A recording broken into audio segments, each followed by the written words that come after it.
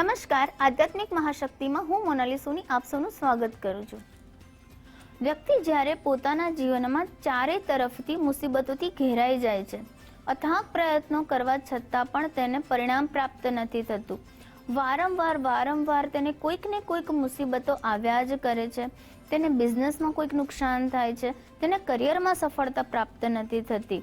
ગમે તેટલી મહેનત કરે છે છતાં પણ તેના ઘરમાં પૈસો ટકતો નથી અને વારંવાર તેના ઘરમાં રોગ છે અથવા તો સ્વાસ્થ્ય સંબંધિત તકલીફો આવ્યા જ કરે છે। વ્યક્તિ થાકી જાય છે, તેને કોઈ પણ પ્રકારે કોઈ રસ્તો નથી સૂઝતો। ખાસ કરીને તેને સંતાન સંબંધિત સમસ્યાઓનો પણ વારંવાર સામનો કરવો પડે છે। ત્યારે કહી શકાય કે વ્યક્તિના જીવનમાં પિતૃદોષ હોઈ શકે છે। પરંતુ આ પિતૃદોષને ઓળખવું કઈ રીતે?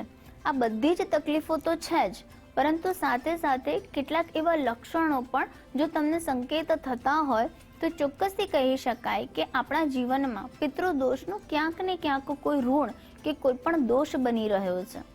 ત્યારે આપણે જાણી શકીએ કે એવા કયા લક્ષણો છે જે પિતૃદોષ છે તેવું કહી શકાય। ખાસ કરીને જ્યારે વ્યક્તિને કોઈ પણ રીતે પોતાના જે ખભા છે તેમાં દુખાવો રહેતો હોય, તેમાં કોઈ પ્રકારનું ભારે પણ તેને ફીલ થતું હોય, તે વારંવાર આળસને કારણે ઊભો ના થઈ શકતો હોય, કોઈ કાર્ય ન કરી શકતો હોય, ત્યારે તેને વધારે હેવીપણું એટલે કે ભારેપણું તેના શરીરમાં ફીલ થતું હોય, ત્યારે કહી શકાય કે વ્યક્તિને પિતૃદોષનું લક્ષણ છે। પિતૃઓ તેના સપનામાં વારંવાર આવે છે, તેને કંઈક કહેવા જઈ રહ્યા છે પરંતુ તે વ્યક્તિ સાંભળી નથી શકતો। પિતૃઓ તેને સપનામાં આવીને દર્શન આપી રહ્યા છે, ત્યારે પણ કહી શકાય કે તમારા પૂર્વજો, તમારા પિતૃઓ તમારા સપનામાં આવીને તમને કોઈક સંદેશો આપવા માંગે છે, તેમની કોઈ અધૂરી ઈચ્છા તમને જણાવવા માંગે છે, તમારી સાથે કોઈ વાત કરવા માંગી રહ્યા છે। ક્યાંક તેમનો કોઈ રીતે મોક્ષ નથી થયો અને તેનો સંકેત એ તમને આપવા માટે વારંવાર તમારા સપનામાં આવે છે, ત્યારે ચોક્કસથી કહી શકાય કે પિતૃદોષ છે અને તે માટે તમારે પિતૃઓની જે તૃપ્ત રહી ગયેલી, જે અધૂરી રહી ગયેલી ઈચ્છાઓ છે તેને તમારે પૂરી કરવી જોઈએ। પિતૃઓ માટે તમારે તર્પણ વિધિ કરાવવી જોઈએ, તમારે કોઈ ધાર્મિક સ્થાન ઉપર બ્રાહ્મણોને ભોજન કરાવવું જોઈએ, યથાશક્તિ દાન કરાવવું જોઈએ। આવું કરવાથી પણ પિતૃદોષ દૂર થાય છે।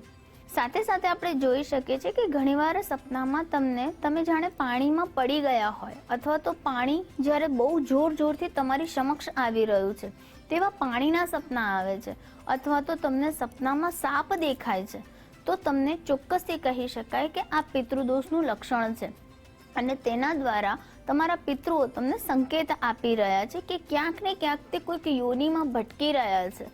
યમ દ્વારા તેમને કોઈ દંડ મળી રહ્યો છે જે તમને મોક્ષ નથી મળી રહ્યો। આ પણ પિતૃદોષનો સંકેત છે। જ્યારે વ્યક્તિને સંતાન સંબંધિત સમસ્યાનો વારંવાર સામનો કરવો પડે, યા તો તેમને સંતાન થવામાં કોઈક ને કોઈક તકલીફ થાય, સંતાન પ્રાપ્ત નથી કરી શકતા, અથવા તો સંતાનને લગતી કોઈક ને કોઈક સમસ્યા છે, જેમ કે તેમના કરિયરને લગતી સમસ્યા છે, તેમના આરોગ્યને લગતી કોઈ સમસ્યા છે કે પછી તેમના લગ્ન જીવનને લગતી કોઈ સમસ્યા છે, તો પણ કહી શકાય કે પિતૃદોષ છે। પિતૃદોષ હોય ત્યારે વ્યક્તિના જીવનમાં, દાંપત્ય જીવનમાં તેને સુખ પ્રાપ્ત નથી થતું, તે કોઈક ને કોઈક કારણસર તેના દાંપત્ય જીવનમાં મતભેદ અને કંકાસ ઉત્પન્ન થાય છે, ઘરમાં પણ એકબીજા વચ્ચે મનભેદ રહ્યા કરે છે, મનમાં કોઈક ને કોઈક વાત અટક્યા કરતી હોય છે, જેના કારણે ઘરના દરેક સભ્યો વારંવાર ઝઘડો કરતા હોય છે, કંકાસ કરતા હોય છે, ઘરમાં એક શાંતિનો માહોલ નથી જળવાતો।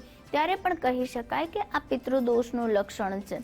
જ્યારે કોઈ પણ વ્યક્તિના કોઈ પણ એવા માંગલિક કાર્યોનો પ્રસંગ આવે છે અથવા તો કોઈ શુભ તહેવારનો દિવસ હોય છે, ત્યારે કોઈક ને કોઈક મુસીબત આવી પડે છે, કોઈક ને કોઈક રીતે તેના માંગલિક કાર્યોમાં અવરોધ ઉત્પન્ન થતો હોય, ત્યારે પણ કહી શકાય કે તમે તે સમયે યા તો તમે પિતૃઓને આગળ નથી કર્યા, તેમને યાદ નથી કર્યા, અથવા તો પિતૃ દ્વારા કોઈ દોષ ઉત્પન્ન થઈ રહ્યો છે જેના કારણે તમને માંગલિક કાર્યોમાં વારંવાર રૂકાવટો આવે છે, કોઈક ને કોઈક દોષ ઉત્પન્ન થાય છે અને અવરોધો આવ્યા કરે છે, તો ચોક્કસથી તમારા ઘરમાં પિતૃદોષ હોઈ શકે છે।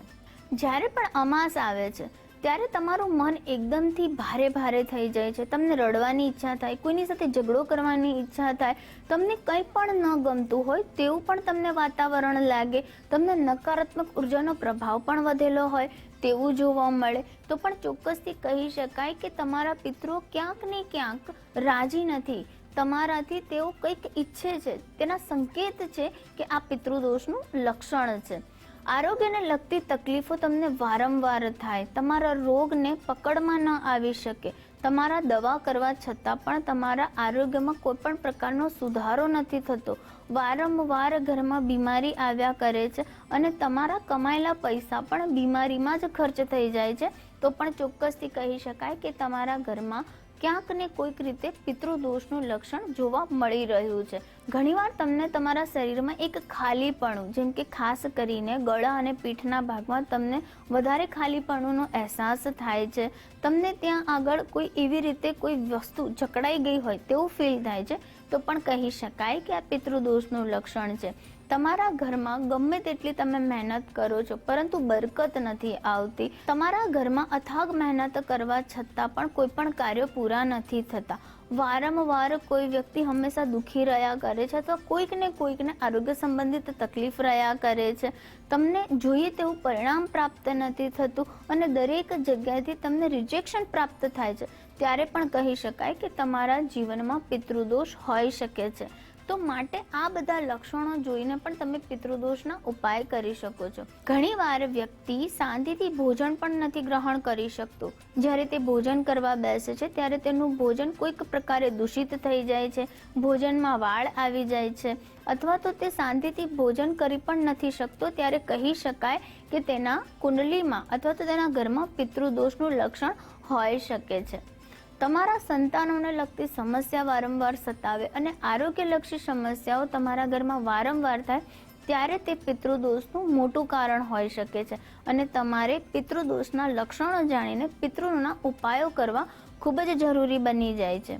જ્યારે આપણે પિતૃદોષના ઉપાયની વાત કરીએ તો તમારે કોઈ પણ નદીના કિનારે અથવા તો કોઈ પણ ધાર્મિક સ્થાન ઉપર જઈને પિતૃતર્પણ અને પિંડદાનની વિધિ કરાવવી જોઈએ.